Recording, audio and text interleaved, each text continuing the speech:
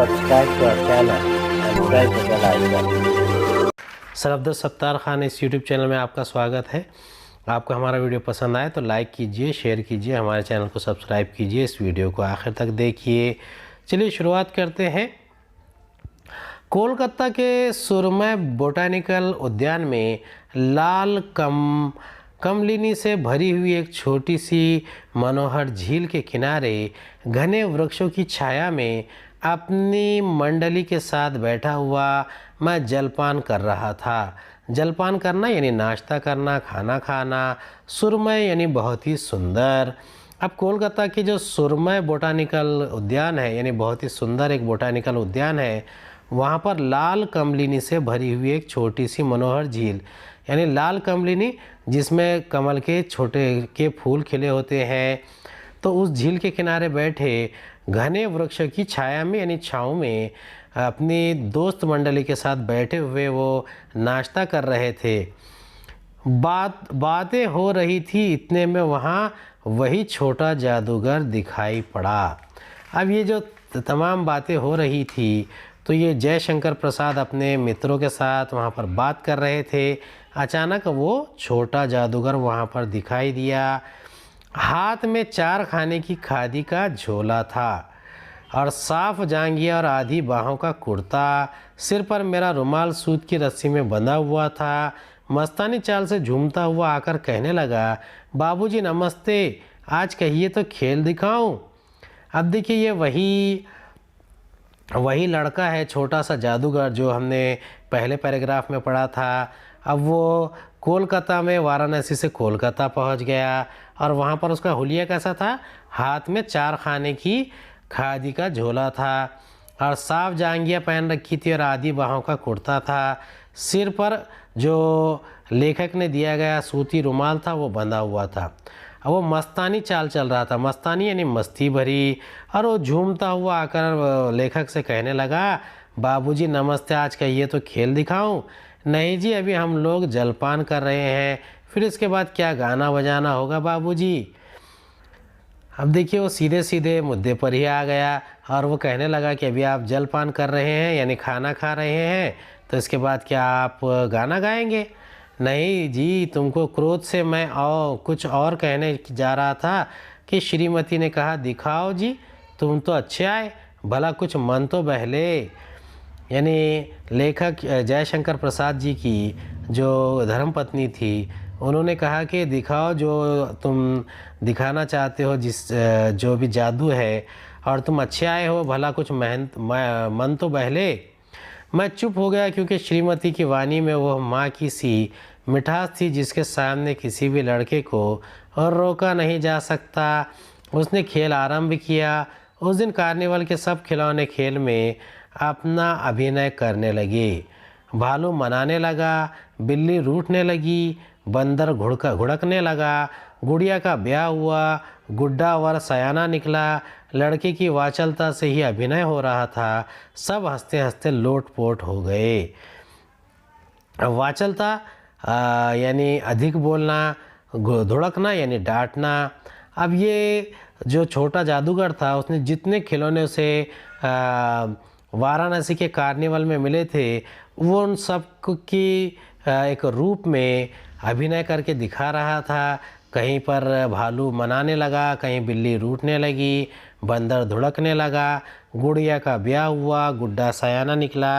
अब ये सब बातें कर रहा था और उसकी वाचलता की वजह से लेखक के घर वाले सभी ज़ोर ज़ोर से हंसते हंसते लोटपोट हो गए। मैं सोच रहा था बालक को आवश्यकता ने कितने शीघ्र चतुर बना दिया। यही तो संसार है। यानी लेखक को ये बात समझ में आ गई कि जो बालक की आवश्यकता थी यानी जीविका चलाने के लिए, तो उसकी वजह से वो शीघ्र यानी जल्दी में बहुत ज़्यादा स्मार्ट, चतुर, होशियार हो गया है। और ये संसार है, यही ज़िंदगी है। ताश के सब पत्ते लाल हो गए, फिर सब काले हो गए। गले की सूत की डोरी टुकड़े टुकड़े होकर जुट गई। लट्टू अपने से नाच रहे थे। मैंने कहा, अब हो चुका, अपना खेल बटोर लो, हम लोग भी अब जाएंगे। यानी वो इतने सारे खेल दिखा रहा था कि जिसे देखकर लेखक परेशान हो गए। कभी वो ताश के पत्ते निकालता, पत्ते कभी लाल हो जाते, कभी काले हो जाते, कभी टुकड़े टुकड़े हो जाती सूत की रस्सी, और कभी लट्टू अपने आप नाचने लगते। श्रीमती ने धीरे से उसे 1 रुपया दे दिया। वो उछल उठा। मैंने कहा, लड़के, छोटा जादूगर कहिए, यही मेरा नाम है, इसी से मेरी जीविका है। जीविका यानी रोज़ी रोटी चलना। अब लेखक की श्रीमती जी ने क्या किया, धीरे से 1 रुपया उसे दे दिया, और वो 1 रुपया लेकर बहुत उछल उठा।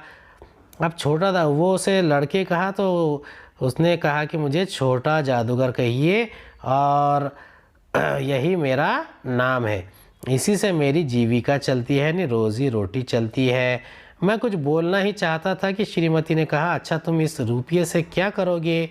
अब उससे पूछा गया कि तुम इस रुपये से क्या करोगे जो रुपया कमाया है। छोटा, पहले पेट पकौड़ी खाऊंगा, फिर एक सूती कंबल लूँगा। मेरा क्रोध अब लौट आया। मैं अपने पर बहुत क्रोधित होकर सोचने लगा, मैं कितना स्वार्थी हूँ। उसके 1 रुपये पाने पर मैं ईर्ष्या करने लगा था। वो नमस्कार करके चला गया। हम लोग लता कुंज देखने के लिए चले गए। अब देखिए, ईर्ष्या करना यानी द्वेष रखना, जलन होना। लता कुंज, लताओं से भरा स्थान, अर्थात जहाँ पर बहुत सारे फूल खिले होते हैं, ऐसा इलाका जहाँ पर बहुत ज़्यादा फूल खिले होते हैं, उसे हम लता कुंज कह सकते हैं। अब देखेंगे तीसरी कहानी है छोटा जादूगर की। उस छोटे से बनावटी जंगल में संध्या साय साय करने लगी थी। अब ये देखिए, छोटा सा बनावटी जंगल, ये आमतौर पर जहाँ कार्निवल होते हैं, मेले लगते हैं, इस किस्म के काम होते हैं। संध्या यानी शाम हो जाना। अस्ताचलगामी सूर्य की अंतिम किरण वृक्ष की पत्तियों से विदाई ले रही थी। अस्ताचलगामी, अस्ताचल यानी डूबने को तैयार।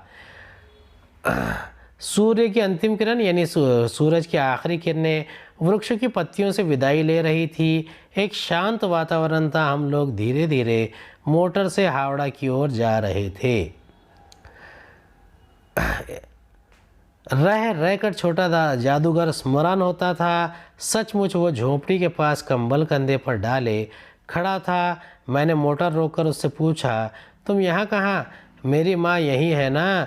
अब उसे अस्पताल वालों ने निकाल दिया है। मैं उतर गया। उस झोपड़ी में देखा तो एक स्त्री चीथड़ों में लदी हुई कांप रही थी। छोटे जादूगर ने कंबल ऊपर से डालकर उसके शरीर से चिमटते हुए कहा, माँ, मेरी आंखों में आंसू निकल पड़े। अब देखिए, ये एक बहुत ही भावुक क्षण है। इसमें यहाँ पर लेखक जो है स्मरण करते हैं, याद करते हैं, यानी चीथड़े यानी फटा पुराना कपड़ा, उसमें लिपट कर जो छोटा जादूगर था, उसकी माँ को अस्पताल वालों ने निकाल दिया था, इसलिए वो एक झोंपड़ी में रह रहा था। और वो लेखक ने अपनी मोटर रोककर उससे पूछा कि तुम यहाँ कहाँ? उसने कहा, मेरी माँ यहीं है ना, अस्पताल वालों ने उसे निकाल दिया है। और उस झोपड़ी में देखकर तो एक स्त्री बहुत ही चीथड़ों में लदी हुई कांप रही थी। छोटे जादूगर ने कंबल ऊपर से डालकर उसके शरीर से चिमटते हुए कहा, माँ, मेरी आंखों में आंसू निकल पड़े। अब देखिए, ये भारत की एक विडंबना है कि यहाँ पर गरीबी आती है तो वो गरीबी जान लेकर ही जाती है। बड़े दिन की छुट्टी बीत चली थी। मुझे अपने ऑफिस में समय से पहुँचना था। कोलकाता से मन ऊब गया था, फिर भी चलते चलते एक बार उस उद्यान को देखने की इच्छा हुई। अब देखिए, बहुत ज़्यादा बड़े दिन होते हैं और छुट्टी जो है वो वक्त ख़त्म होने तक आदमी बहुत थक जाता है, लेकिन वक्त पर ऑफिस पहुंचना ये भी ज़रूरी होता है। अब लेखक जो है कोलकाता की भाग दौड़ से ऊब गए थे, परेशान हो गए थे, इसीलिए वो उद्यान जाना चाहते थे। साथ ही साथ जादूगर भी दिखाई पड़ जाता तो और भी मैं उस दिन अकेले ही चल पड़ा। जल्द लौट आना था। यानी छोटे जादूगर से मिलने के लिए यहाँ पर लेखक विचलित हो रहे थे। 10 बज चुके थे। मैंने देखा कि उस निर्मल धूप में सड़क के किनारे एक कपड़े पर छोटा जादूगर का रंगमंच सजा था।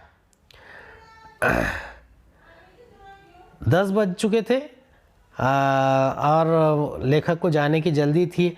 अब निर्मल धूप के माने होते हैं बहुत ही स्वच्छ धूप। सुबह के 10 बजे नरम धूप होती है जिसमें ज़्यादा गर्मी नहीं होती, तमाज़त नहीं होती। और एक सड़क के किनारे छोटा जादूगर अपना रंगमंच सजाए खड़ा था। मोटर रोककर उतर पड़ा। वहाँ बिल्ली रूठ रही थी, भालू मनाने चला था, ब्याह की तैयारी थी। सब होते हुए भी जादूगर की वाणी में वो प्रसन्नता की तरी नहीं थी जब वो औरों को हंसाने की चेष्टा कर रहा था। तब जैसे स्वयं काँप जाता था। अब चेष्टा करना यानी प्रयत्न करना, यहाँ पर एक किस्म की दुख भरी वाणी लेखक को यहाँ पर समझ में आ रही थी। यानी उसकी आवाज़ में एक प्रसन्नता यानी खुशी नहीं थी, दुख था और वो हंसाने की चेष्टा कर रहा था। तब जैसे स्वयं काँप जाता था यानी खुद ही काँप जाता था दूसरों को हंसाने में, मानो उसके रुए रोए से रो रहे हो। रुए रो रहे हो यानी इसके जो जैसे कि हाथों के जो बाल होते हैं उसे रुआ कहते हैं, तो वो भी रोते हैं, ऐसा यहाँ पर लेखक कहते हैं। मैं आश्चर्य से देख रहा था। खेल को हो जाने पर पैसा बटोर कर उसने भीड़ में मुझे देखा। वो जैसे क्षण भर के लिए स्फूर्तिमान हो गया। अब स्फूर्तिमान होना यानी फुर्तीला हो जाना, कंपन युक्त हो जाना।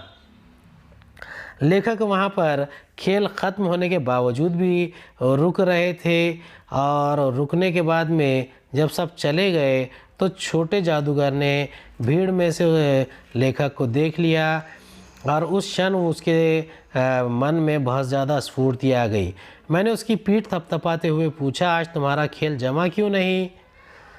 माँ ने कहा है आज तुरंत चले आना, मेरी घड़ी समीप है। अविचल भाव से उसने कहा, तब भी तुम खेल दिखाने चले आए? मैंने कुछ क्रोध से कहा, मनुष्य के सुख दुख का माप अपना ही साधन तो है, उसी के अनुपात से वो तुलना करता है। यानी उसकी जो माँ है वो बहुत बीमार थी और उसने कहा था कि उसका अंतिम समय समीप है यानी नज़दीक है और अंतिम समय में जो उसके पास रहना चाहिए उसके निकट रहेगा माँ के, तो उसे स्फूर्ति मिलेगी। लेकिन मनुष्य के जो सुख दुख है वो माप के अपना साधन तो होते नहीं हैं और उसी के अनुपात से वो तुलना करता है और काम करता रहता है। उसके मुंह पर वही परिचित तिरस्कार की रेखा फूट पड़ी। उसने कहा, क्यों ना आता? और कुछ अधिक कहने में जैसे वो अपमान का अनुभव कर रहा था। अब देखिए यहाँ पर जो छोटा जादूगर है वो परिचित तिरस्कार की जो रेखा उसके हमेशा चेहरे पर रहती थी, यानी लोग जिस तरीके से तिरस्कार करते हैं वो उसके चेहरे पर फूट पड़ी थी। और उसने पूछा लेखक से कि मैं क्यों ना आता? अब उसे ऐसा लग रहा था कि शायद वो अपमान का अनुभव करेगा, यानी उसे ऐसा तजुर्बा होगा जैसे उसमें उसकी कोई बेइज्जती कर रहा हो। क्षण क्षण में मुझे अपनी भूल मालूम हो गई। उसके झोले को गाड़ी में फेंक कर उसे भी बैठाते हुए मैंने कहा, जल्दी चलो। मोटर वाला मेरे बताए हुए पथ पर चल पड़ा। यानी लेखक ने छोटे जादूगर को अपनी गाड़ी में बिठा लिया और उसे लेकर वो उस तरफ जा रहा था जिधर छोटे जादूगर की माँ थी, बीमार थी। मैं कुछ ही मिनटों में झोपड़े के पास पहुंचा। जादूगर दौड़कर झोपड़े में माँ माँ पुकारते हुए घुसा। मैं भी पीछे था, किंतु स्त्री के मुंह से बे निकल कर रह गया। उसके दुर्बल हाथ उठकर गिरे। जादूगर उससे लिपटा रो रहा था। मैं स्तब्ध था। उस उज्जवल धूप में समग्र संसार जैसे जादू सा मेरे चारों ओर नृत्य करने लगा। अनुपात के मायने प्रमाण, स्तब्ध यानी स्थिर हो जाना, समग्र यानी संपूर्ण।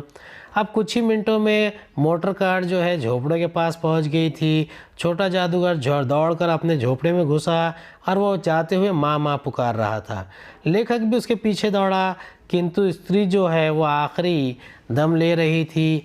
जैसे ही बेटा उसके करीब पहुंचा, उसने बेटे का बे कहा और उसकी सांस उखड़ गई और उसका देहांत हो गया। यानी उसकी मृत्यु हो गई। उसके दुर्बल हाथ उठकर गिरे। जादूगर उससे लिपटा रो रहा था।